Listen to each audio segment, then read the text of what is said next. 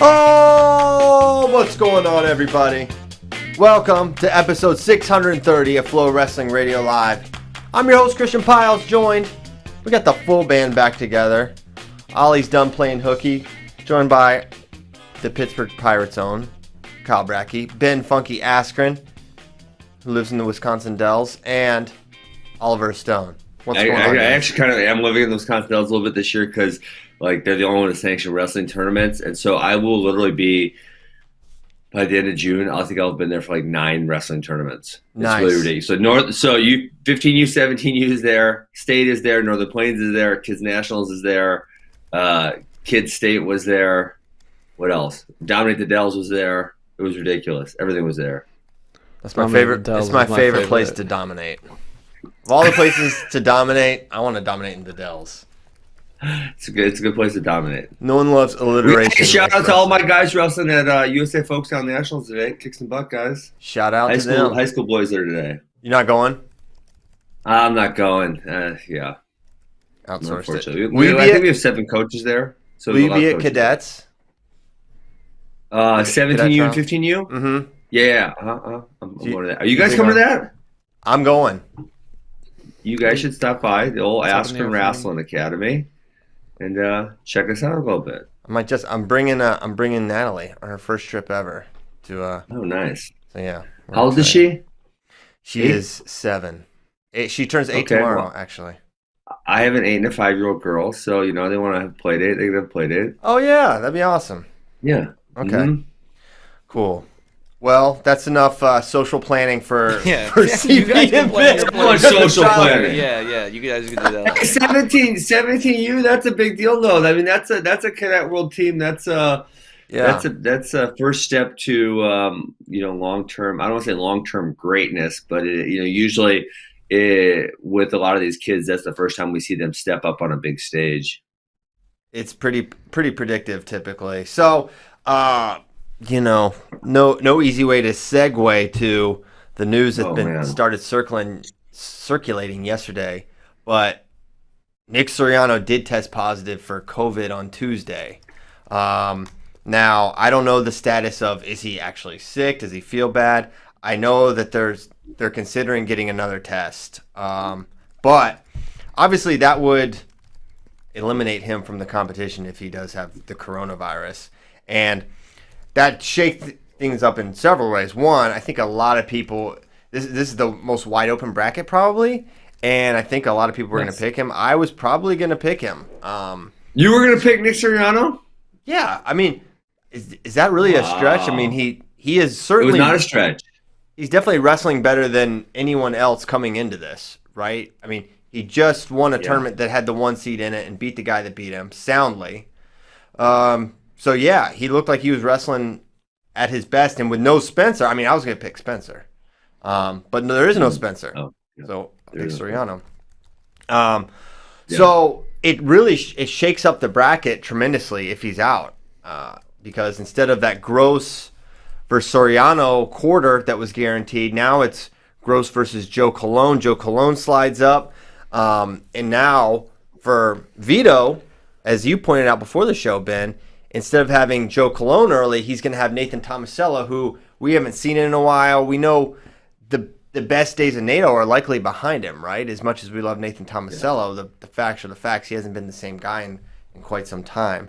So what are your thoughts on if Suriano is officially out, and it's not officially official, but, Not official. Hopefully, I'm still kind of hoping. I'm holding out hope right now, Christian, that you're April Foolsing me. I'm not. This is not. I would never April Fools about something like that. Well, I actually thought about April Fools and about this exact thing today for myself. Oh. See, that just shows it's not. No. What was the show?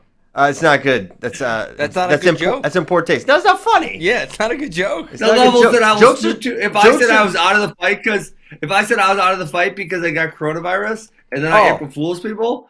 Well, Ben, we thought you were talking about Suriano, not yourself.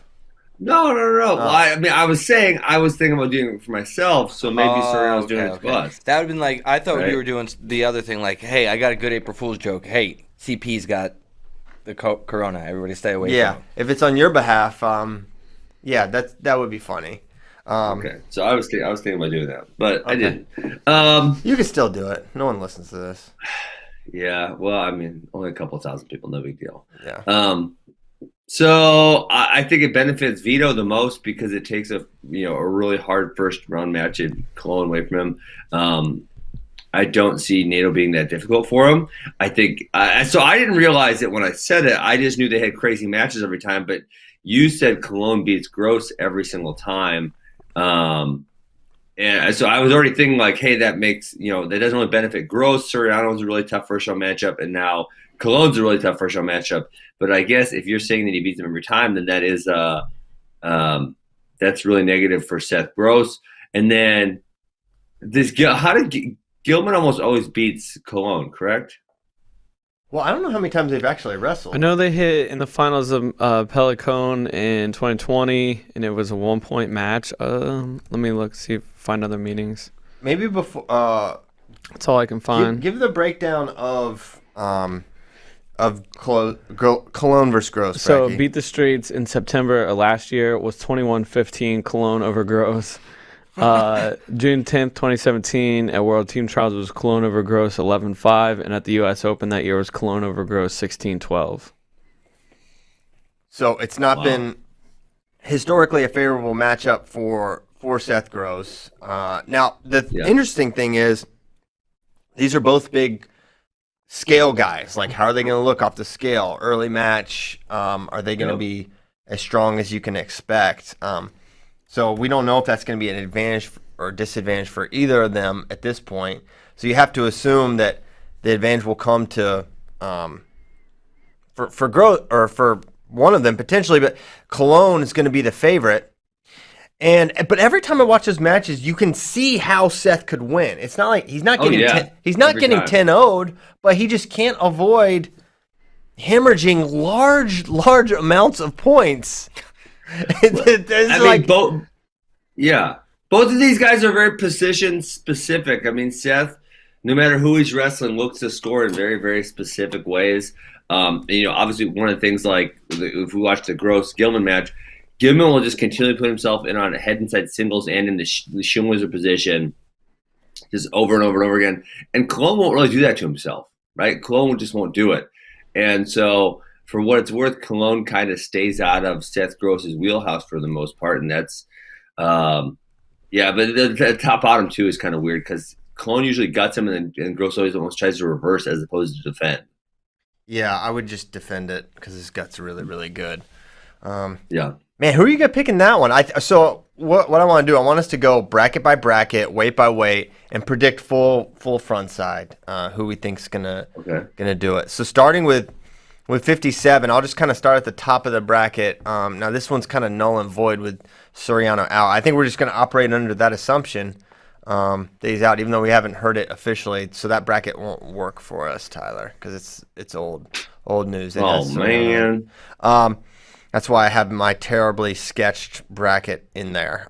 So this is a beautiful bracket, Christian. When you make fun of my drawing skills and you sent me this morning, I looked at it and said, man, I wish I had the drawing skills of Christian Piles. It's been said. It's been said by many. I threw it together quick. But so the first match will be Zach Sanders versus Zane Richards. Winner gets Gilman. I think Zane Richards wins that matchup there. Well, I feel like these guys have wrestled a lot historically. We need a website where I can look this up so I don't speak out of turn. Like WrestleStat. Yeah. Freestyle stat. Well, just go. Well, let's just make. I would lean towards Richards is what I feel like. Yeah. I am as well. Okay. Winner gets Gilman. And then that's the only match in the first round at 57 kilograms. So then quarters are set. Unless Gilman versus Zane Richards. I think it's a controlled win for Gilman. I'm going to actually say that Zane goes out to an early lead and Gilman marches back because that seems to happen a decent amount with Zane. And Gilman will give up some points early and run people down. Gilman's on his level for sure.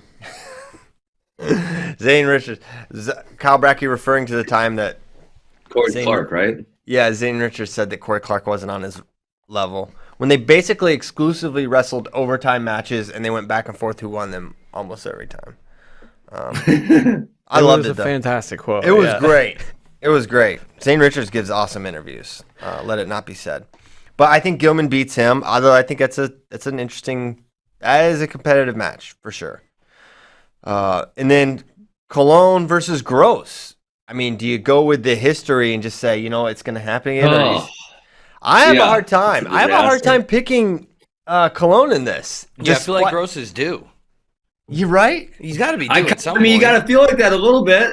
You gotta. I feel like I just fell into this trap with something else not that long ago.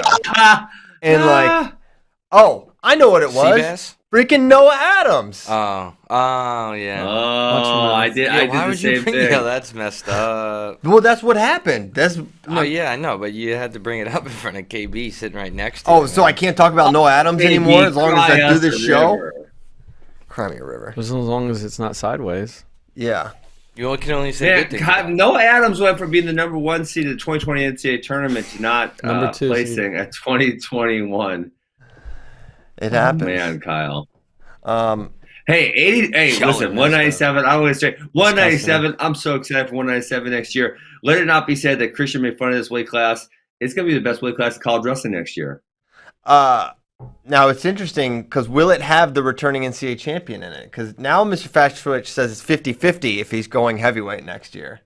Ooh. I sent that clip yesterday to some WWE executives, and I said, listen, you guys don't get on this guy early. You guys are idiots. Yeah, he's tremendous. His life is a WWE audition, I feel. It really is. All right, so let's put Don't forget who had the only win of him on the year. Noah Adams. It's Adrian Ferrari lost to a non-All-American?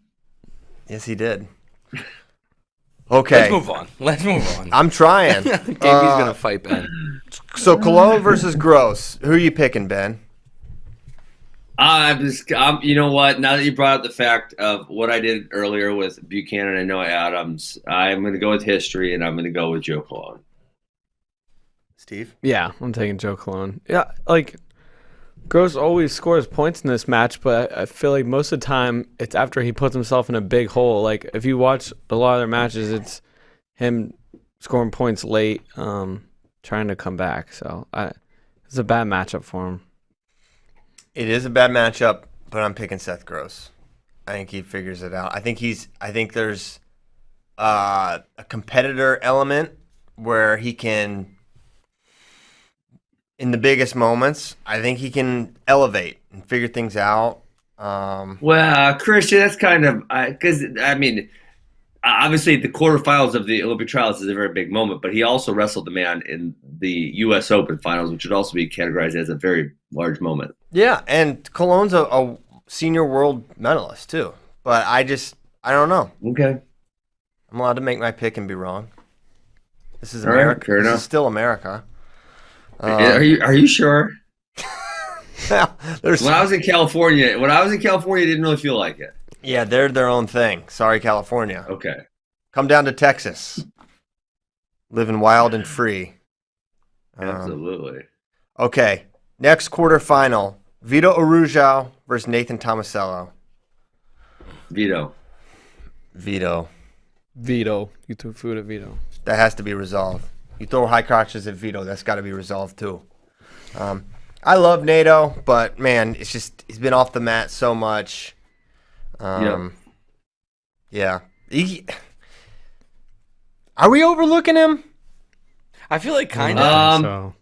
I don't think so. He just hasn't had the results lately. And then, I was thinking of the way he got manhandled by Spencer. I feel like he's kind of, I don't want to say moving on, but it appears to me that he definitely likes coaching and he's into his coaching career. And obviously that takes the mind away a little bit. But more than anything for me, Vito's just been so damn good. Vito has been on freaking fire.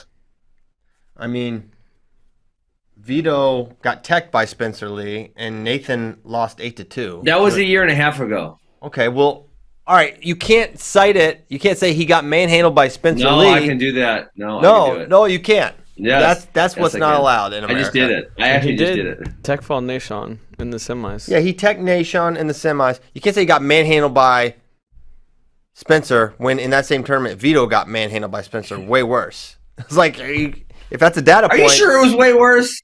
I don't think it was way worse. It was 8-2, and Vito lost 14-4. I mean, that's facts.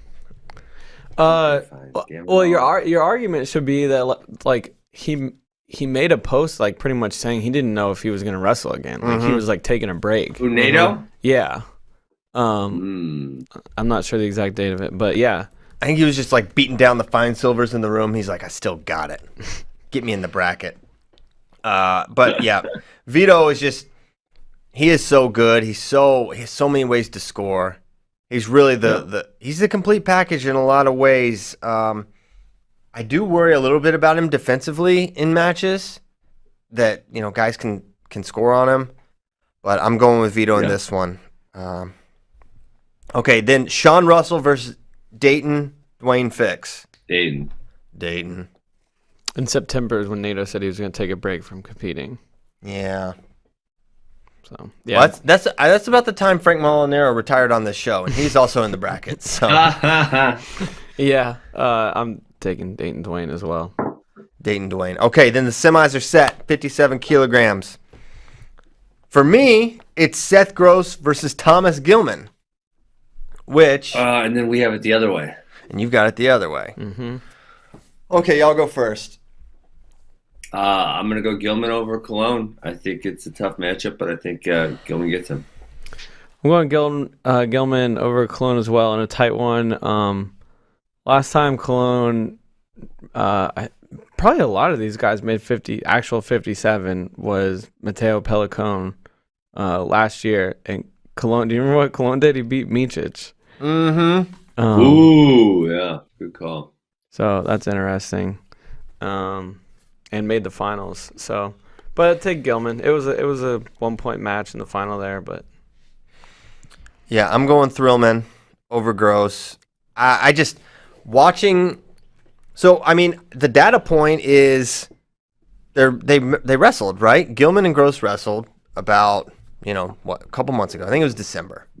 Feels like it was a month ago. And you watch that match, and I just don't see how Gilman doesn't. That match just doesn't get scored differently, and Gilman was able to get in so easily, right? And I mean, but so part of it, that's where Seth Gross wanted him, obviously, right? I mean, Seth Gross was essentially telling him take the high single, but yet the scoring, especially the edge scoring, was not good. Here's the thing, not good at all. That may be where Seth wanted him, but his plan backfired. The only thing that helped him was they were calling it wrong. It's like it didn't work. Yeah. It's not like he was like converting every time. Gilman was not automatic with his finishes, obviously. And if he finishes, it's a very different thing. But I don't think you can say he really wanted him there because he kept getting taken to the edge out of bounds, and the ref just kept saying he was grounded when he really wasn't. And even at that, it was still super close. The last grounded one was just so ridiculous. Just all-time bad. Almost unbelievable. All-time. So I think Gilman just peppers him with position and step outs and maybe converts a finish. So I think he's in the final. And so we all have Gilman in the final. We do. Who do you guys think has a better shot against Gilman, Cologne or Gross? Gross. Man, I feel like you think Gross? I feel like it's both about the same. Like, I feel like kind of both of them are maybe like 60-40s, 65-35, somewhere in there.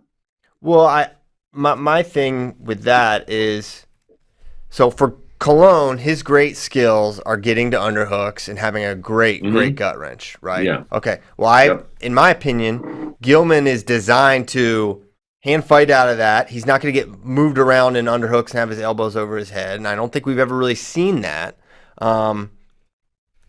So I don't think he'd be able to do that. And also, Gilman has proven over the years to be very, very difficult to turn. It's very rare he gets turned. I think Dayton is maybe one of the only people to ever turn him in a gut wrench. And they wrestled a long time, too. So he just doesn't have a lot of vulnerability there where Cologne is super, super good. So I think it's a tougher matchup for him. And Gross has beaten him. Yes. But you just cited the scoring in that match was Okay. I know. So I think Gilman actually matches up great. I think guys like the tougher matchups for Gilman are NATO. I think if NATO was early, that's been a Gilman NATO. Nah, I'm out on that. Remember, it was which Open was it where Gilman just pushed him around? I mean, it's a while back right now, but we haven't seen. That was 19. Yeah, remember that one? Yeah, good 19, point. 19, yes. Good point. That used to be a real thing, though. That was. Okay. So we all have Gilman in the finals. It's not with a high degree of confidence. Now, here's a crazy one. Vito Fix. What you about to do, Ben? You love Vito. Oh, man. I was no, I'm going to go Fix. But I'm going to say it's super close. So I think Vito's close to making the breakthrough. I don't think he's quite made it yet. So last time they wrestled the Open, remember he was up 6-0. Then he ended up losing 16-6. So I'm going to say it's more like an 8-6 or something to that effect, where it's really, really competitive, but Vito doesn't get over the hump yet. I think he has to wait till the next cycle to get over the hump. Steve. Yeah, I'm taking Dayton. Don't be surprised if you see Vito get out to an early lead, though, like he did in the first time they met. But I can't see him holding off Dayton for 6 minutes. And freestyle Dayton is different Dayton, and his ability, his pressure, the way he can control the center is what makes him pretty special. His parterre offense is obviously the best in this bracket. I would say it's even better than Cologne's probably. It's tough to turn the page on NCAAs and say, not worried about that, because that was basically mostly a neutral match. Although a couple things that if you're worried about that match and picking Fix, here's what I say. A big component of that match was one thing, that he got ridden for 2 minutes. Okay, that's not a factor here. Another thing was he was bringing Roman to the edge frequently, and that's what actually sent the match into overtime. Now, if you're able to bring someone to the edge frequently, someone as good as Roman Bravo Young, that to me, that changes, because if the guy is forcing in, and that plays into a lot of Dayton's strengths. So I'm able to take the Dayton loss and say, well, if you look at it through a freestyle lens, it's not actually as bad as it looked. Now, he got reattacked by Roman Bravo Young's a world-class reattacker. I mean, that was just filthy dirty. So the rebuttal to that, obviously, Christian, is that he still couldn't get a takedown, right? And never really all that close is probably a fair categorization. Got in on one really good single leg that was blown out of bounds, that was close to being something. But yeah, you're right. So that would be the rebuttal to that. But yes, the edge does make so much of a difference for someone like Dayton, who's able to push someone to the edge. And that's kind of, if I would say, Vito's weakness, and again, we haven't seen him against someone that good, is he does kind of not always control center great. Yeah. So for Dayton, I think Vito does need to strike early and make Dayton have to chase him. I think if Vito gets down early, I think it's a potentially nightmarish scenario, and I think Dayton could run away with it, because you're going to have Vito taking some more shots, more risk than necessary, and Dayton can capitalize off a risk really well, and he's an amazing scrambler. So Vito's got to have quick finishes, which he can do. He can finish dynamically, up in the air, explosively. But all that, I'm kind of, and also another thing, this is maybe really stretching big time for Dayton. Stretch it. But the getting ridden out by Roman, I'm like, okay, well, that's because Dayton was just training so hard for freestyle. He's probably been ignoring the mat. Yeah, I'm going there. I'm reaching every direction. I'm pulling all the positives that is out of the not an excuse you can make, Christian. Come on, man. No. I'm not making an excuse for why he lost. I'm not. I'm saying no, but that is, I mean, ipso facto, that is an excuse. It's not an excuse. Yes. Roman could have ridden him out otherwise. Penn State guy getting a ride out is not surprising at all. No, all I'm saying is, maybe he's been more focused on freestyle. I don't know. It's a hypothesis. Come on, Ben. You've theorized far more ridiculous than that. I'm going Dayton Dwayne over Vito. I would never. Dayton Dwayne over Vito to set up the series once more. Gilman Fix. It's the series sits at 4-3. Thomas Gilman right now. Gilman won the most recent battle. Oh my gosh, 7 matches. I would have said like 4-3. So it was 2 straight in the final X for Thomas, and then initially, then Dayton won at the Open. Yep. And then won 2 at the final X, and Gilman won Fix 1. 1-2. Yep. 2-1 there, and then Gilman got him at Mateo Pelicone. So now we've got to pick who's going to win, Dayton Fix or Thomas Gilman. Ben Askren.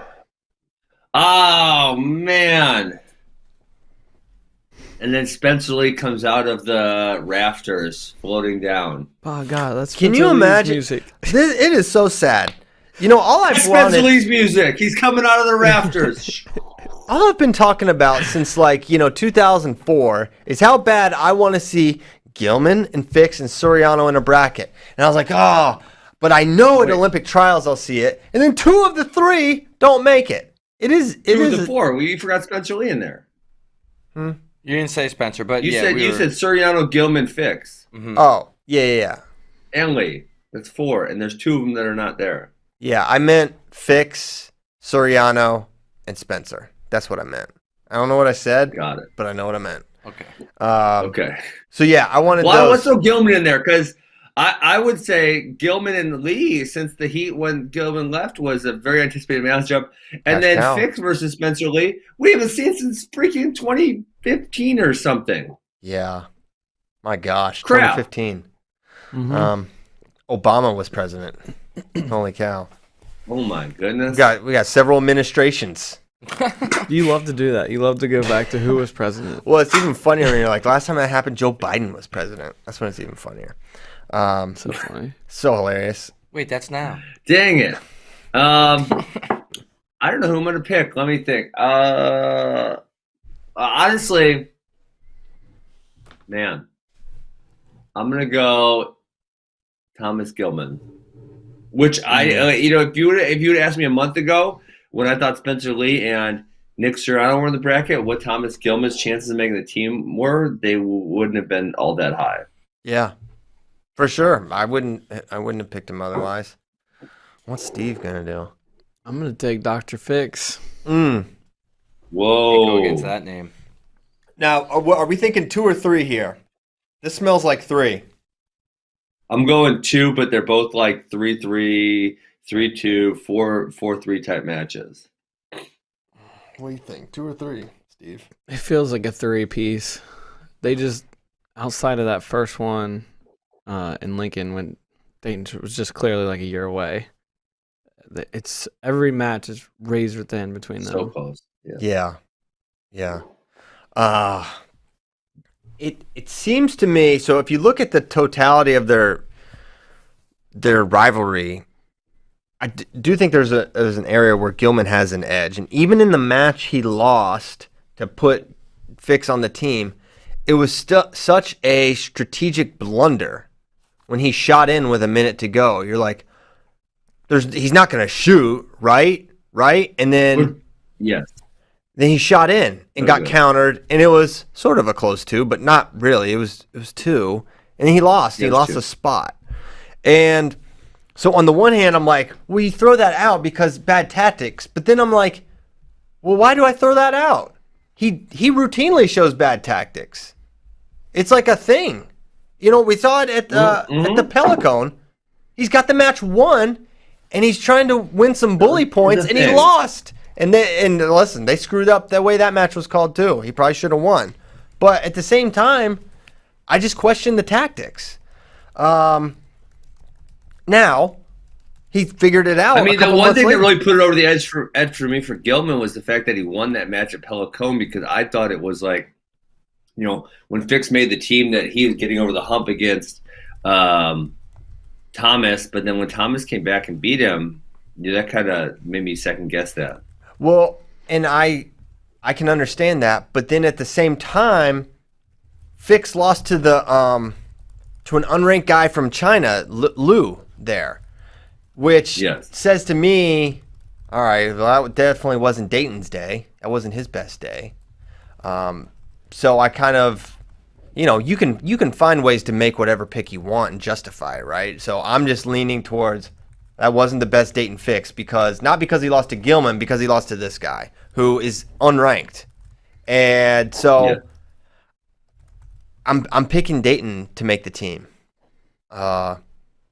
And nice. There's not a ton of. I think the margins are super narrow to the point that you're talking about tactics. You're talking about not your wrestling ability, but I guess it is your wrestling ability, but it's something else, that competitive element. Yeah. So I don't have a ton of confidence. Your ability to keep your composure under pressure. Yeah. To me, I think I think we got Christian. I don't want to. We kind of got to make a pick because we got 6 weight classes to get through. Listen, but hold on, buddy.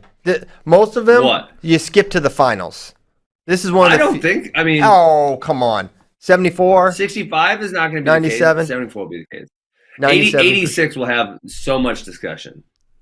Okay. Well, listen. It's the Olympic trials. Unless you've got a training session. I actually do have an appointment afterwards. Yeah. Here we go. Appointment Ben. Not committed to the show. All right. So I'm going Dayton. You two are going Gilman. I think there's very real scenarios where we see Vito, where we see Gross, Cologne. I think there's 1, 2. Yes. I think there's 5. 5. Super legit. Unless Nikki pull-ups or Spencer Lee come out of the rafters, then there's 7. Yes. Okay. Let's head to 65. Where you can pull up this bracket now, Tyler. These are real. These are ready to go. So let's start up top. Let's get it going. Sean Garrett versus Anthony Ashnault, round 1. Going Anthony Ashnault. Same. Schnaulty be mobbing. Okay. I mean, I am a little bit worried about his weight cut. I say it's not a thing, but Sean, I feel like it's just not a very big 65 at all. He's a 61. Yes, I agree. Mm-hmm. Okay, the next match, Mitch McKee versus Nick Lee. I'm going to go Nick Lee. Nicholas. Nick Lee dominated this in folk style. I'm just curious if Mitch can, I don't know, get to his head pinch or something and make this interesting. Mitch is so much different in folk style than freestyle. Like Tristan 100%. Rand found out the hard way. That's a different beast. They've never hit the 2 styles in freestyle. I don't know if they have. I don't recall a matchup, but in folk style, Nick Lee pinned him twice and majored him once. Yeesh. Big yikes. Big yikes. So I'm going with Nick there. I think he's a kind of an interesting dark horse here in this whole bracket. He is. He's really freaking good. Okay, then Molinaro versus Henderson. I'm gonna go Hendo. He looked really good last weekend, and Frank was semi-retired, so he's not gonna be his sharpest. Yeah, I mean, I can't go against the G-Hulk, but I kind of want to, but then it would just hurt my heart too much. So I'm picking Molinaro. I'm taking Henderson. Okay. I'm taking Henderson. It was by the way, it was March 31st that so almost a year ago today that he came on this program and retired. All right. So yeah, he retired for a year. That's actually very common in sports. That's a solid year. It wasn't like a Jordan quick played baseball. Yeah. You know what? He coached. That was a season and a half. I retired twice now. So yeah, I understand. You're coming back. Well, kind of. Okay. So that sets up the quarters up top. Zane Rutherford versus Anthony Ashnault. Oh my gosh. That's epic. But it's Zane. Are you giving Ashnall a shot? It's Zane. Not really. It's Zane. I want to give Anthony more of a shot, but I can't. Haven't quite seen enough in freestyle. Well, also when he got just so picked apart by Yanni. Yes. Yeah, it's Zane. Yes, it's that was ugly. Then Jersey on Jersey crime, Joey McKenna versus James Green. This is gonna be super It's competitive. a thing. This is a thing. If you're like, I'm picking McKenna actually. Ooh, that much of a thing. That's a big thing. I think I'm with Ben on this. Yeah, if it was at 70 kg, I'm picking James Green by a significant margin. This is not because I don't think James Green is a good enough wrestler. This is because I think this is just not the weight class for James Green. So you saw James made 64.8 last week before Last Chance. But yeah, I mean, he didn't wrestle right after that, though, did he? No. I mean, he probably did a practice or something.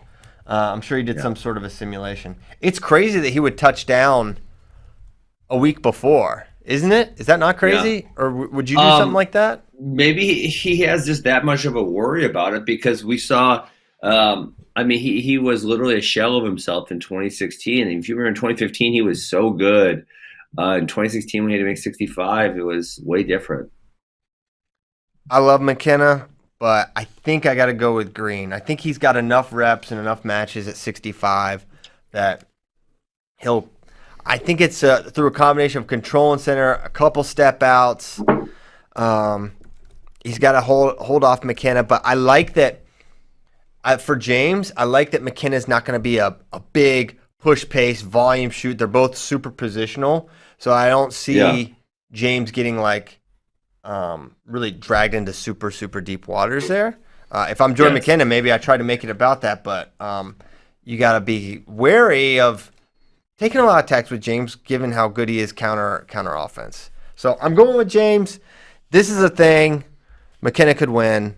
He's so good. He's super good, but I just think by the narrowest of margins, it could be a criteria win. Then we have Jo versus Nick Lee, which I think is probably of the potential quarterfinal matchups for Nick Lee. I think Jo is probably the worst. I even think he'd match up better with Yanni than Jo. Nick Lee would. I think. Yeah. I think this is kind of something where Jo beats him pretty soundly here, and then Nick Lee has a nice run on the backside. And I think I could see Nick out wrestling his seed here. Sixth seed, yeah. I can see that. I also have Jo. I don't really see this being all that competitive. Yeah, I'm picking Jo, but watch out for Nick Lee's pace. Yeah, his pace is a thing. We'll see. We'll see what Jo looks like at 143.5. I mean, that's going to be. I hate that so much of the conversation is about how these guys are going to look off the scale. How's James Green going to look off the scale? How's Jo going to look off the scale? How are like all the 57s? How are all the 57s basically going to look off the scale? I mean, it's a thing when you go down to 6 weight classes. Yeah. Yeah. But it just feels like everyone is enormous for the weight. Well, because there's only 6 weight classes. And, I mean, obviously we're talking about the ones that it's hard for, but there's not a lot like Gilman. It's probably not an issue for Gilman, right? Or, I mean, at 65, honestly, who is it not an issue for? Yanni? I'm sure Yanni's maybe, Nick Lee probably. Nick Lee's probably not a Mitch thing, McKee is probably fine. Nishan. But it's Joey McKenna, but it's a thing for James Green. It's a thing for Zane. It's a thing for Jordan Oliver. I mean, for a lot of these guys, it's absolutely a thing. Mm-hmm. Okay, so then that sets up the semis. I've got Zane versus Green, and I think Zane wins this with not a ton of issue. I think it's like a 4-1, 5-1 kind of match for him. Yeah. Green gets a point through a step out or something, but just can't get it going. Probably close early. It's like a 1 point to 2 point lead for Zane going into the break, and then he pulls away a little bit more going into the second period. Yeah, I have I will go with Zane. I don't think it's all that competitive. I have him against McKenna. Yeah, I have Zane against McKenna, like 8-2, something like that in favor of Zane. Nice. 8-2. McKenna's gave Bosrang 2 really good matches last year. I think at Koloff was a 1-point match. This year at I think it was Pelicone. It was 1-point match with 10 seconds left, and Joey tried to move and got taken down in the last few seconds to try to win. He's beaten Yanni. He's a guy that just can go with all these guys. Yeah. He's super. Zane beat Bajrang, which is definitely notable. Okay, second semi. We all three have Jo versus Yanni, and I'm going with Yanni. Yanni's my pick. I think what we saw from him overseas and against Ashnall is Yanni is once again on one of his heaters, right? He's a guy who can have the ups and downs with injuries and other reasons, but he seems to be super healthy, wrestling really well, and I love that he's suited for this weight-wise. Yeah. Yanni, no question for me. Yanni, big. Whoa. I said it the other day. Yanni, Whoa. big. Yanni, big. Yanni, big. Ollie, how are we doing so far? I think you guys are kind of. I mean, it's hard to go against an Oliver, and this guy is a strong candidate for live ollies, which I will teach the audience and Ben about at another time. Yeah, not today. Especially Ben, needs your investment. But I think it's going to be kind of closer, honestly. But I think I'm also doing that because I'm kind of an Oliver fan. But I would also pick Yanni. So you guys are doing pretty good. We're doing good. I mean, I think you guys are doing good. It's your worlds are colliding with an Oliver versus a New Yorker. Yeah, it's rough. So I guess it's a lose-lose situation, but also a win-win. That's the thing about lose-loses. They also are win-wins. Okay, so we've got it. We all have it. Zane versus Yanni. Wow. Who could have seen that coming? Uh-oh, Oliver's going to win. Who could have seen that one coming? Most, I think. Except, not really. All right, I'm picking JL. Oh. I switched. Flip-flop. Time for I didn't put the piece down. I didn't take my finger off the chess piece yet. We're letting Oliver make picks? Yeah, we. Whoa! This guy's got an appointment. Go to your dentist appointment instead of busting my chops. That's the first pick he made all show. Listen. We're letting Oliver make picks. Come on. Letting. I'd pick if I want. I thought we were only letting Oliver make jokes. I thought Oliver only made jokes. I make money, too. He makes money. He makes jokes. It's Doge Day. Yeah. Doge up to $2. No. Oh, for God's sake. Yo, if it was up to $2, I'd be lit right now. You'd be retired. It's about like half a cent. You know the one I'm sad about? Jesse Jansen, NCAA champion. Great guy. Told me about good old Filecoin when it was $28, and now it's up to $231, and I didn't buy any. Should have listened to Jesse Jansen. Smart New guy. York, stand up. But Harvard grad. He's a Harvard grad. He knows something. Harvard. Well, hey, thanks for the heads up, Jesse. And thanks for putting me down, Ben. No big deal. Poor guy. Only thing I told you was how much I looked up to you as a child and reached out to you on Facebook. You were nice then. Wonder what happened. I mean, where's the old Oliver, Ben? I'm just wondering because, listen, you just sat there the whole show. No, you made a few jokes. Move on. You didn't make any picks. You're digging yourself a deeper hole. You're not making me feel any better. And now you're getting Jordan Oliver. No. Next topic. So we haven't picked the winner. But I'm confused. Is Oliver drinking coffee or Topo Chico? Because he has both of them right there. Because those do not go together. It dehydrates you, so it's important to stay hydrated and drink some water along with it. We don't have any flat water, so I go with the Topo. They do. It's called. We do have flat water. Oh, but it's in the communal things, and I don't know. I like the bottles. All right, my own. He's extra like this, guys. Which is nice because I'm not the only extra one for once. All right, who are you all gonna pick, Zane or Yanni? I'm going Yanni. Who? I never pick. I just don't pick against Yanni. It's kind of like something I've done like my entire time working here at Flow, and I don't want to change now. Yeah, that's kind of been my thing. I only pick Yanni. There's a couple people I only ever pick. Him and Gable. Basically always pick them. But this one's harder because I feel like the thing with Zayn is when he can just focus on one guy, one thing, and I feel like you look at his side and he can't look by any of these guys. But at the same time, Yanni's got to be the focus, and your Penn State is good at game planning. And you look at their last couple matches since they wrestled, and he beat them at the Open. Their matches have been just so close, and I don't know. I just have a hard time. I have a hard time picking Yanni in this scenario. Coach Gray is an amazing coach and game planner. I know, but even still, he couldn't get it done at the special wrestle-off either, right? It was a 1-point match that came down to a very close, somewhat controversial exchange. Yeah, I know. They only have controversial exchanges. Yeah, man, for the love, just score clean, both of you. I just can't do this again. I can almost guarantee you that will not be the case. Yeah, it's just the way they match up. It just is not going to happen. Yeah. But I'm picking Yanni. And I'll say 3 for that one. I think Zayn gets one. Zayn's too good of a competitor. He's going to be prepared. I thought you were really leading me to believe that you were going to pick Zayn. Yeah, I almost did, but then I'm like, I just don't pick against Yanni. I almost did though. All right, 74. So we're letting Oliver pick, but not letting I picked Yanni too. We all have Yanni. No, you picked Oliver versus Zayn. You just picked Oliver.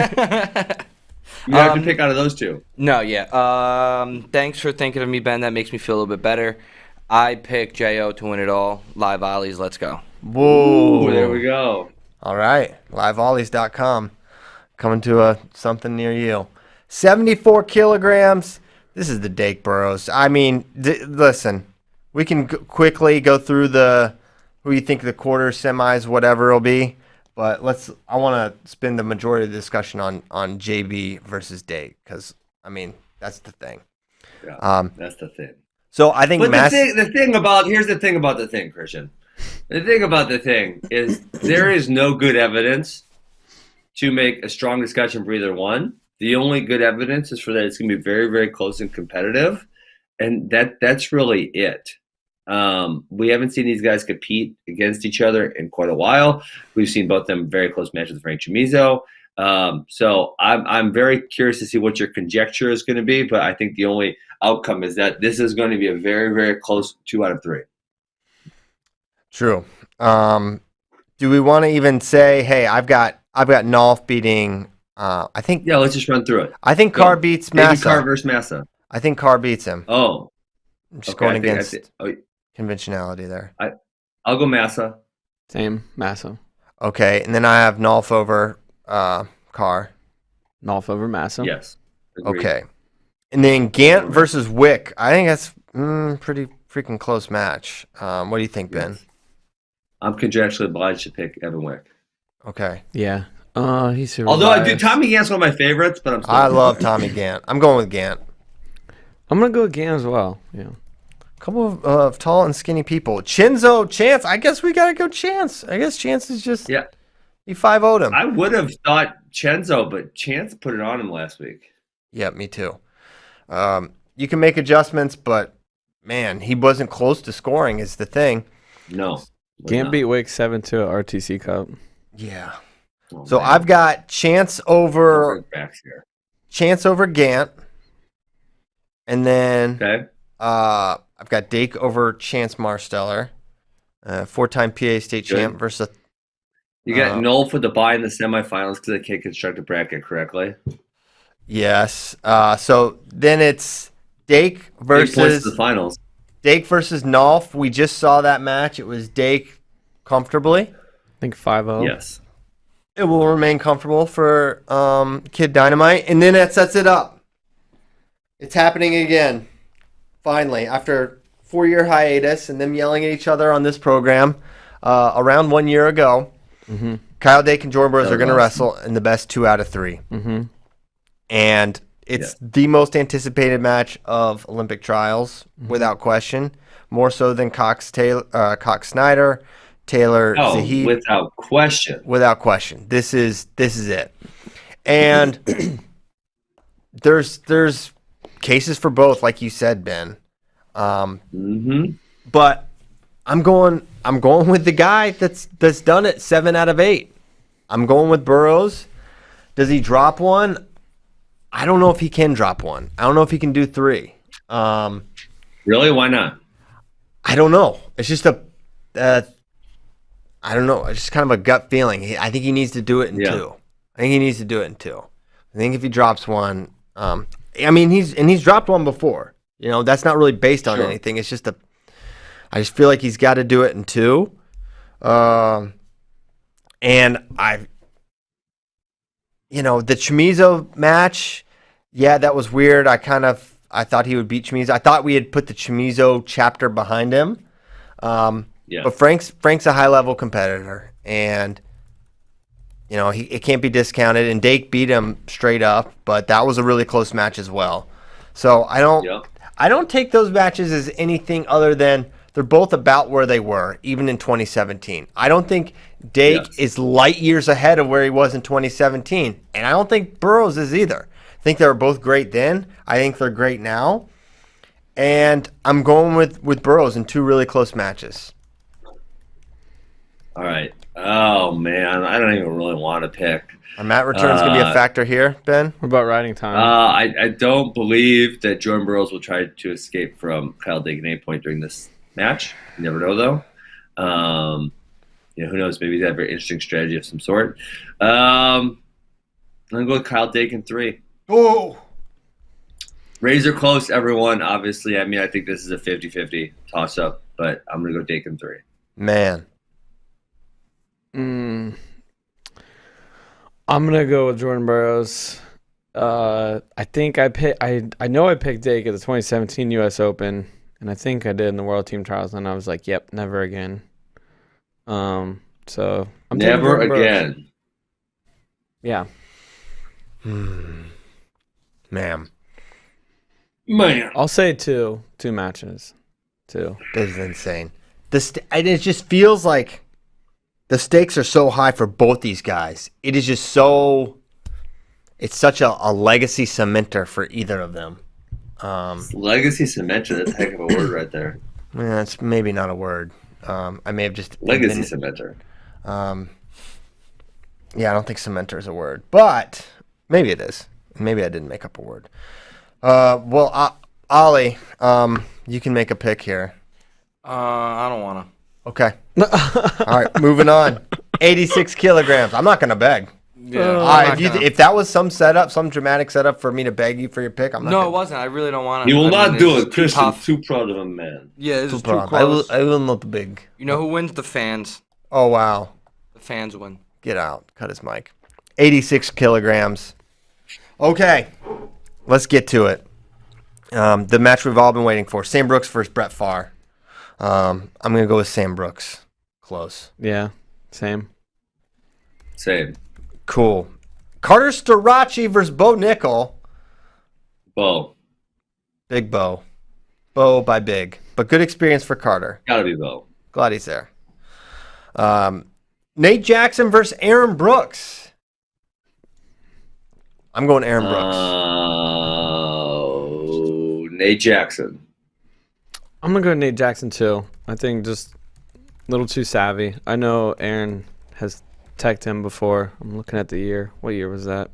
2018? But that was puppy dog Aaron Brooks. Now he's 19. Early 19. He's full growed now. 200-pounder. I think he gets him. I know, but Nate Jackson is much, much better. Sure, absolutely. I agree. Okay. Nate Jackson has got an impressive amount better since like his collegiate days. Like if you think of how much better it's kind of ridiculous. Super duper good, no doubt. Next up, all right, Taylor versus Sam Brooks. DT, keep it moving. Taylor, yes. Okay, Dean Martin, jazz legend. Gabe Dean versus Miles Martin. Is that a singer or something like that? Yes. He's a singer.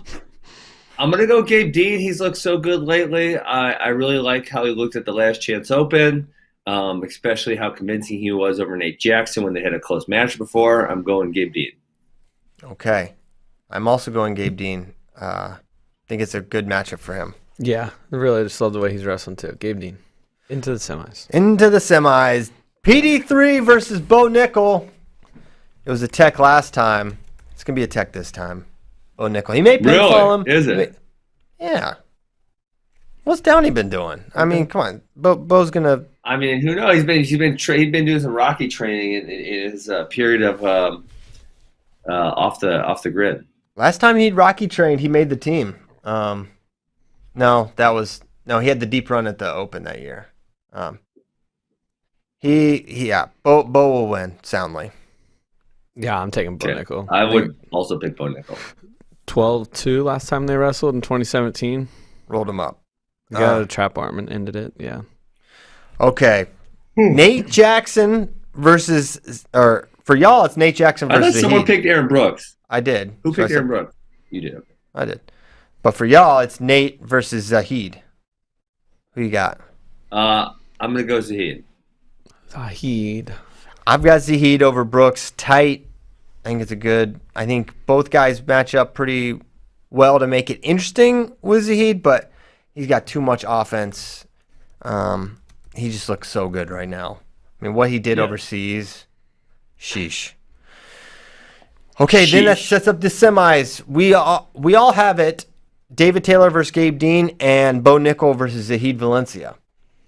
Okay, so I will say, what do you got? I've got Taylor over Dean. Big. Is Taylor Dean, is that a person? Dean Martin was a person. Taylor Dean's a person. Dean Cain, maybe? Dean Cain. Is that like Superman, I think? He was. I'm going to say Gabe Dean is competitive with David Taylor again, but not able to get over the hump. David Taylor. I am taking David Taylor as well. DT into the finals. It goes the full length, though. Okay. You got it going regulation. Now we've got Bo Nickel versus Zahid Valencia. Now, once upon a time, these two hit at junior trials. 2016. And Zahid pieced them up pretty dang good. And they both... at 84, or what was the weight class? 84? I think it was 86. 84. Okay.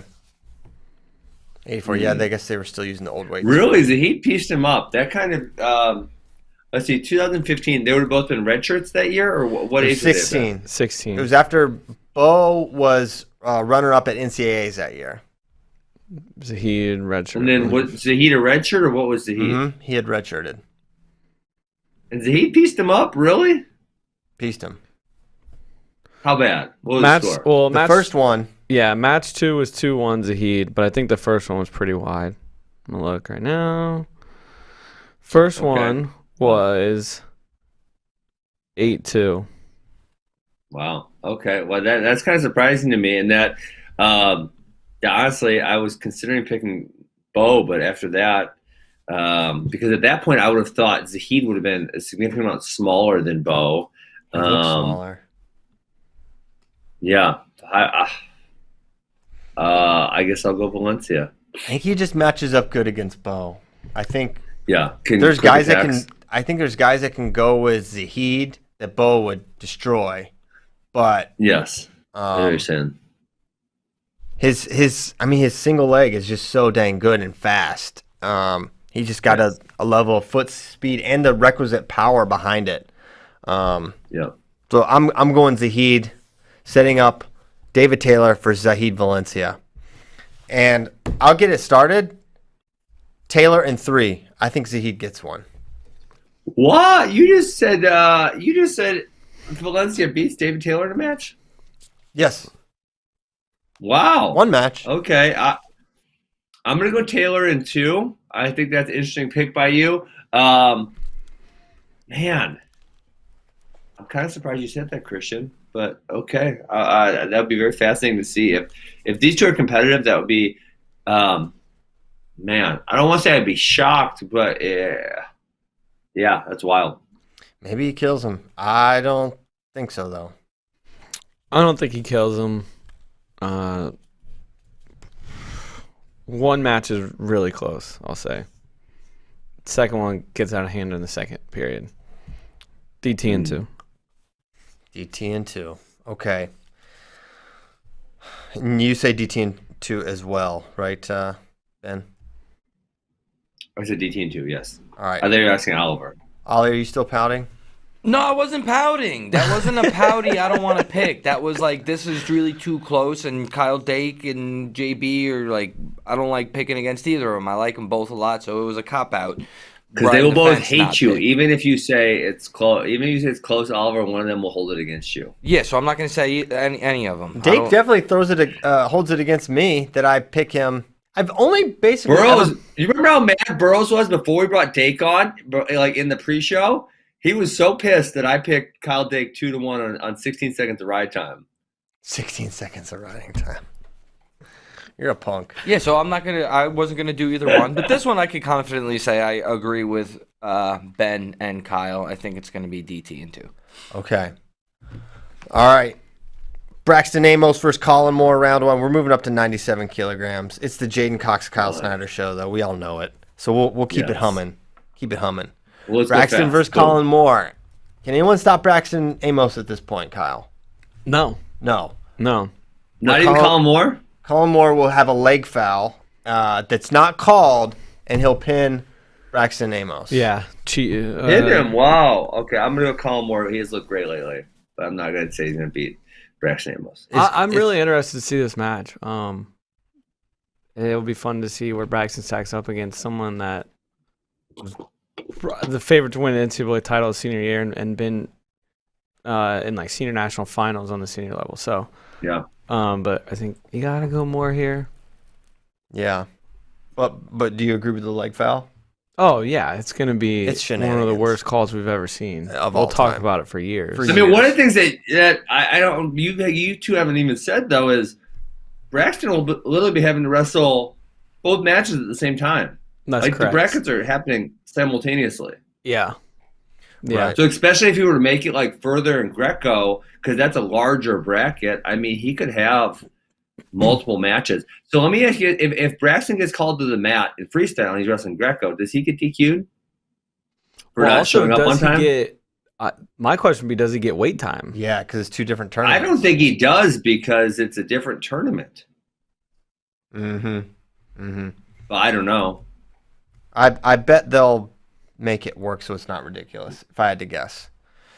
So I've got well, if you were a competitor in the other tournament, isn't it like, well, tough shit. This is an important tournament and you should be here. It's not my fault you made the decision to do both.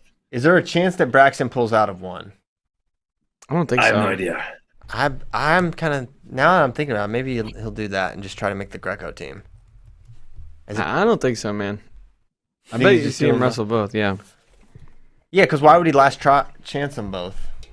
Well, I think he wanted to double his chances to be in this tournament, but I think also why not try to do both? I don't know. You qualified it. You're in the bracket. Good call. Okay, so it's a lot of talk about the 1-8. I've got Gadsden over Walls in that quarter. I also have Gadsden over Walls. Yeah, Gadsden's so good. I've got Fast Twitch over Mike Mock. I'm just riding the wave. I'm just on it. I'm gonna ride the wave to a point. It's not a bad pick at all. I mean, it's going to be a very, very competitive match. You know what? And I'm going to pick it for the sake of then I'm going to have him lose in the semis, so him and Braxton have to match up on the backside. Let's go. In my imaginary bracket, because that's the match I want to see. So they're going to – Ferrari's got to win first round because if round, then they meet as soon as he loses second round. Sweet.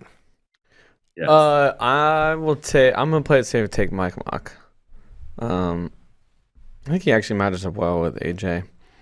I do too. I honestly agree with that. I think he does match up good against AJ. I just want to ride the wave for once. I don't blame you. Yeah. Mike Mock, nicest guy in the world. Then Ben Honus versus Hayden Zillmer. I got Zillmer. Zillmer. Okay, that sets it up. We got Colin Moore versus Kyvan Gadsden. Seen this a few times. I still think it's Colin Moore. Yeah. Yes. And then down below, I've got AJ over Zillmer. Fight me. Everyone fight me. Line them up. Zillmer. Going Zillmer. Steve. Zillmer has one time deadlifted 655, I've heard. That's 10 pounds less. It's not enough. Who are you picking, Kyle? These two, Mike Muck and Zillmer, wrestled recently. Yeah, Mike Muck didn't they wrestle at the Club Cup? RTC Cup. Captains. RTC Cup. Well, they wrestled at Captains in too. Or America's, sorry. America's Cup. Cup. So many cups. There's just too many cups. Zillmer won 3-1. Zillmer's beat him the last two then. Yeah, give me Zillmer. Okay. Give me Zillmer and give me death. All right. Then we've got Jaden versus AJ Ferrari. I've got Jaden winning that one. I got Jaden versus Zillmer, and Jaden's winning. Yes. They wrestled recently, actually. Steve?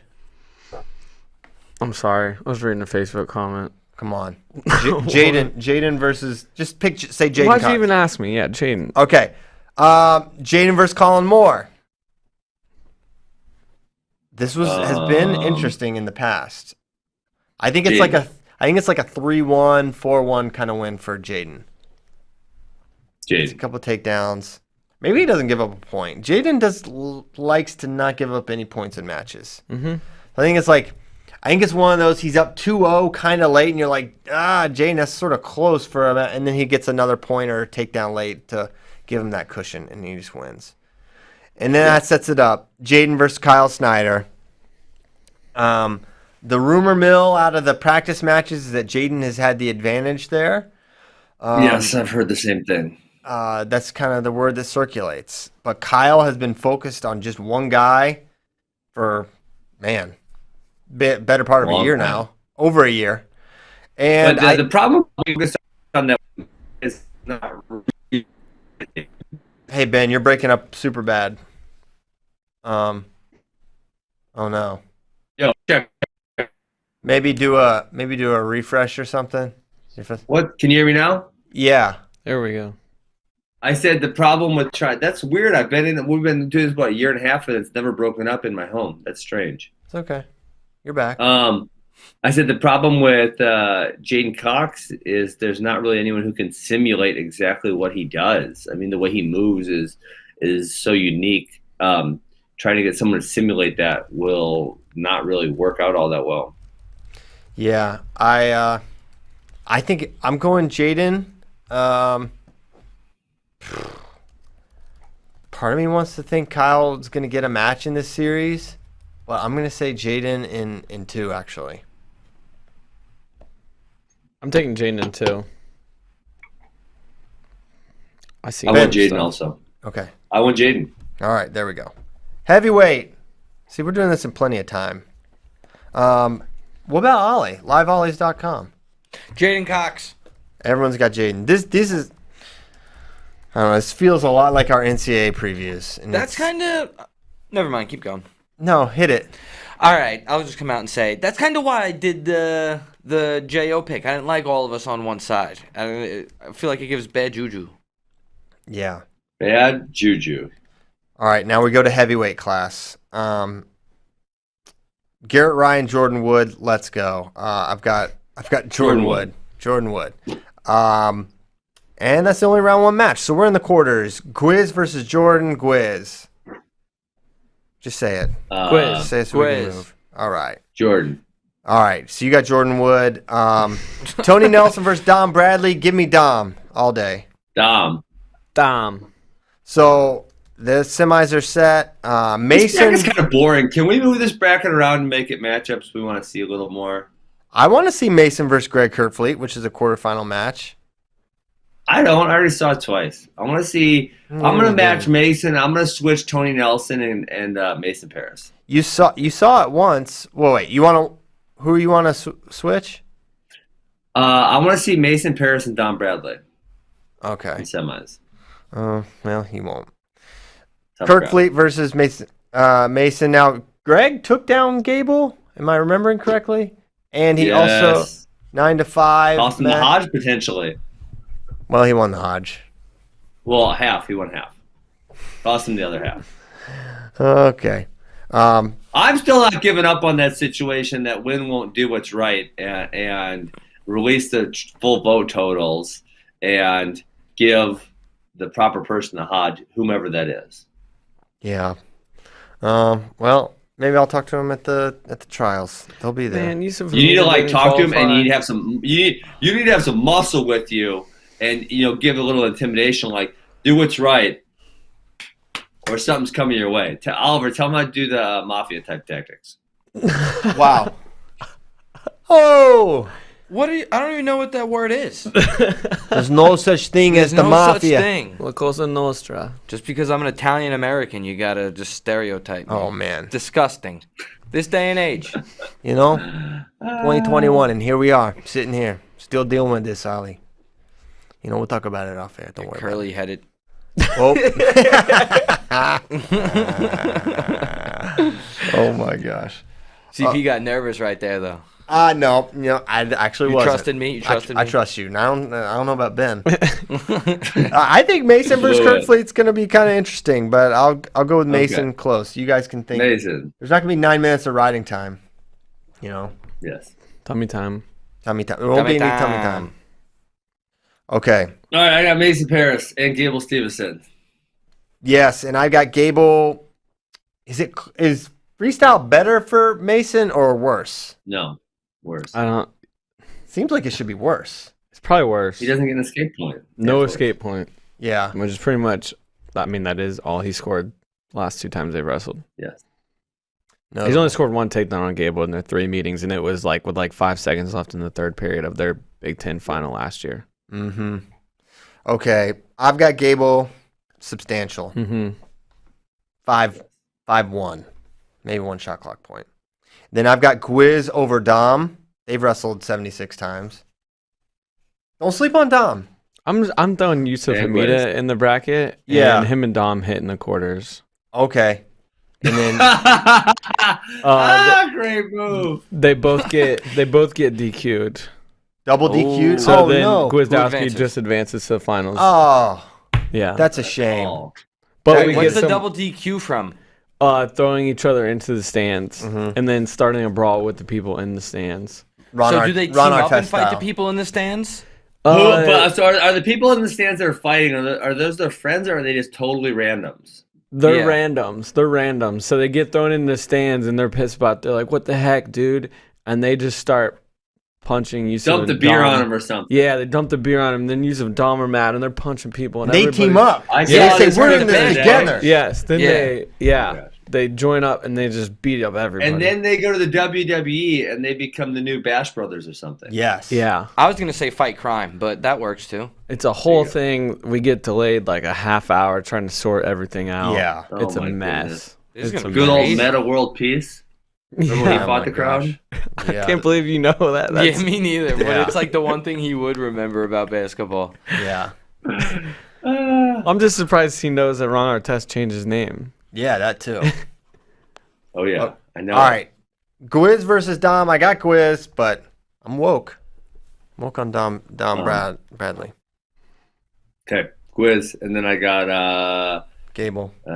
Gable over Mason. And then I'm going Gable over Gwiz. I don't care if Gwiz's mom wants to fight me, and I love Nick Gwizdowski, but I think it's Gable's time. Yeah, there's a greater than 0 chance that I, along with my family, get yelled at on behalf of the Gwizdowski family. But that's okay. That's part of it. I've got Gable in 2. And you know what? Fortunately, I can run very fast. So. Gable with a series sweep. Sweep. Boom. So there's the team. You know what? I ended up picking greater than. It was because of Nick Suriano's absence that I picked 2 Nittany Lion wrestlers to make the thing, which yesterday I said I was only going to pick 1. So I picked, I guess I picked 1, just David. Yeah. Okay. So you didn't pick Gil, yeah, because you picked Dayton Fix. I didn't. And you picked Yanni. Yeah, correct. Yes. But with very almost negative confidence in those. But you still have 3 that are taking second place, right? Mm-hmm. So if one of those flips, then it's over the 1.5. Right. Now let's go to some questions before we depart. I'm headed to Fort Worth right after this. You are? Mm-hmm. Wow. Okay. Nice. Yes, sir. Gonna go deadlift with AJ. How many you guys only get 2 media in, but are the rest of your people going as fans, or what's going on? We got a couple. We got kind of a backdoor situation. So we got our man Mark Bader, Mike Mal. They're on the call on the mic for Peacock/NBC. Oh, good job, Mark Bader. Yeah, and Mike in the world. And Mike. Mike Mal, baby. Mike straight Jersey hustled this to happen. Because Mike Mal did? So Gary Abbott, the USA guy's like, hey, NBC is looking for some commentators. Do you have anyone? They're looking for one. They have the other mats filled. And so we're like, yeah, sure, Bader will do it. So Bader's on the call.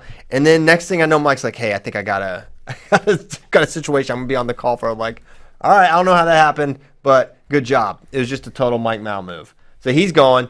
And then me, Spay, and Andy Hamilton will be there. And then, beautiful. But you guys are going to want to be kicking it with the watch party. Us. You're going to have our man, Kyle Brackey, Oliver Stone, JD Raider, and special guest John Kozak going to be calling in throughout the weekend, keeping you up to speed. You guys love the watch parties. I love the watch parties. I'm mad I'm not going to be in this one, but it's going to be okay. I'm destined to never go to Olympic trials.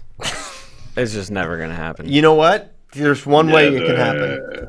Yeah, I just got to qualify. You got to qualify. Yeah. And honestly, go Greco. The rest will just probably screw me. They might screw you, but you should try. I'm sorry, Kyle. One day. Okay. One day. So yeah, big plans for trials. Make sure. So we're getting a lot of questions like how to watch. So I'm saying on the show, I've said it on the last couple of shows how you can watch, but it's up to you guys to have some level of ambition and motivation to find the information because we're putting it out there. We've got it in our. You guys are sending me someone to make sure I don't miss the matches, right? Tyler's on his way. Tyler's en route. I volunteered for that job, and you didn't want to hire me. Yeah, you didn't want to hire Ollie. Live-in stream specialist. We'd get along great, buddy. So make sure you're checking it out. We've got the breakdown on the site. The first session, Friday, 11 a.m. Eastern, is only on Peacock, okay? So either download it to your Apple Roku TV or watch it on your laptop. There's a free trial you can do. And then the night session is split, okay? The Mat 2 will be on TV at 7:30 p.m. Eastern on NBC SN, NBC Sports Network, okay? The other mats, 1, 3, 4, are going to be on Peacock. So it's kind of like the early round of NCAAs where they highlight a few mats, like ESPNU would highlight a few mats, but the rest are on ESPN or watch ESPN. So it's kind of that same situation. Then same deal on Saturday, 1 p.m. Eastern. The Wrestlebacks will be on Peacock only, all right? Then, again, at night, 7:30 p.m. Eastern. It's nice. Same time both nights, Friday, Saturday night. Mat 2 will be on NBC Sports Network. They're not trying to trick us. Mat 2 will be on NBC Sports Network, and the rest will be on Peacock. So you're going to have multi-view setup, whether it's a TV and a laptop, I need to mess with multiple this Peacock laptops. thing tonight. Brackets are on Track Wrestling. Yes. So they should have the dashboard. They should have all the good stuff there for you. So just be on the lookout for that. Should be cool. We're excited for that. Nice. So yes, there's many ways to watch. I know some of you are confused. Pick it up a little bit, NBC. Get the word out. We're trying, but we're only one. We can only do so much. Okay. All right, let me look at the next question. I want to do the first one. We're doing questions from friends now? Yeah, what do you want to do? We got like 8 minutes. That's all we got, 8 minutes. Come on, dog. I'm going to go take a Duker, and then I'm going to my appointment. Oh, my gosh. Yeah, me too, Ben. We're acting like you guys don't take Dukers? Yeah. We could do, I do a lot of things. I don't talk about it. Not on the show. Hey Ben, let's FaceTime from the toilets. Oh my gosh! One time I did that with my wife one time, and I FaceTime her. I was taking a dump, and her parents were in the room, and they still bring it up like 10 years later. Oh my god! So I'll call you in a little bit, Ben. Oh my gosh! Gable and Jordan Burroughs were on Rogan. Barstool people talking about NCAAs. Non-wrestlers tweeting about Stanford. Wrestling seems to have the most mainstream appeal that I've ever seen right now. What are important next steps to maintain and grow the audience? I think it's true. I think UFC has helped. UFC/MMA has helped us get there, but I think that's definitely the case. I'm very interested to listen to the Joe Rogan Dan Gable podcast. I think that should be a lot of fun. I don't know if there's any specific steps. I think doing a lot of the same things that we're doing, keep highlighting these pro cards, and I don't want to go. Keep going around. Keep getting these people's stories out there. I don't know, letting wrestlers show their personality. The AJ Ferraris. Yes. Like that guy's mainstream. That interview got so much traction and attention that people were turning into the finals just to watch him, just watch his match. Yes. And then you get them in, and they get interested, and then they're learning about these storylines. Like, oh my gosh, this guy transferred from there, or he was committed here, and then switched, and then, or they had this high school rivalry, and da da da da da. Like, to me, it comes down to personalities and storytelling. That's what matters. We've got here at Flow, we've got Flow Grappling, which is it's the biggest jiu-jitsu website in the world. And there's people at Flow that don't know anything about jiu-jitsu, but because they've like followed along the storytelling, they're into it, right? And we're seeing that with the site at large as well. So I think that's an important thing. It's like, AJ Ferrari was one of 10 NCAA champs, but he was definitely the most talked about because of his personality. Spencer Lee 100%. Gives the quote of the tournament. Spencer Lee might have been more talked. I saw that damn Spencer Lee and LeBron James meme. Like, sorry, I was going to say Spencer Lee. He gets a major spotlight as well after he wins the finals and says, "Hey, man, you know what? He doesn't hide the fact that he had no ACLs, right? If that story is under the radar, which it's very much in the wrestler's code to not talk about. I mean, it's part of Spencer's code. Really, he hated bringing that up. He said it multiple times afterwards that, hey, I don't like talking about that stuff. And I don't know why he decided to, but I think it was a great thing that he did. I think it was a great thing that everyone on ESPN heard this kid say, I just want NCAAs with no ACLs. I don't think he wanted to hear people talk all offseason like, hey, this guy didn't look right, Like, I don't know. He just didn't look right. It's like, I didn't look right for a reason. I had no knees. And that's something that happened. And that's going back to Spencer. He had matches in the past where that didn't look great. That didn't look right. What was going on there? And you hear all this stuff was going on. Things were happening. This was going on. He was dealing with this. But it's never out there in the public. So it's just a down match for Spencer.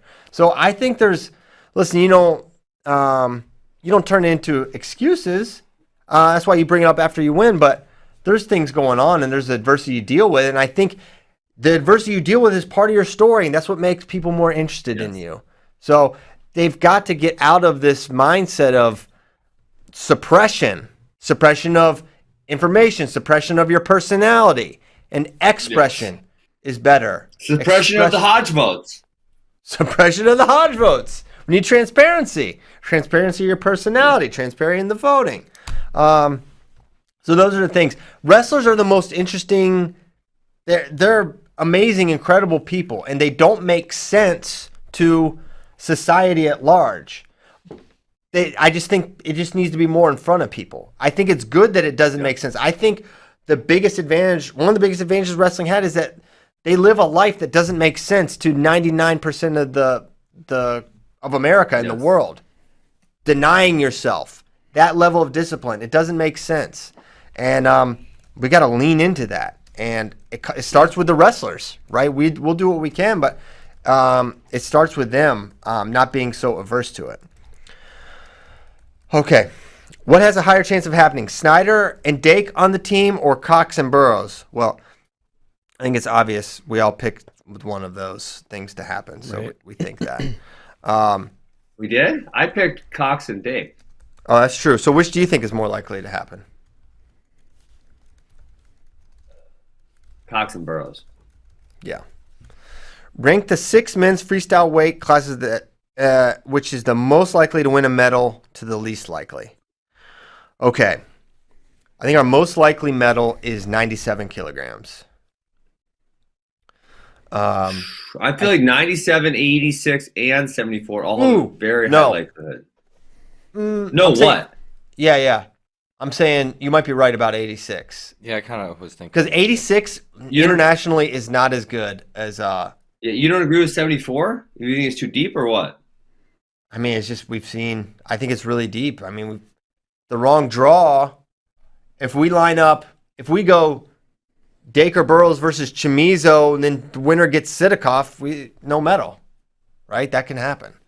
Sure. Things like it's still a little deeper. Aren't they seeding it now, and they should both have decent seeding points, so that probably won't happen?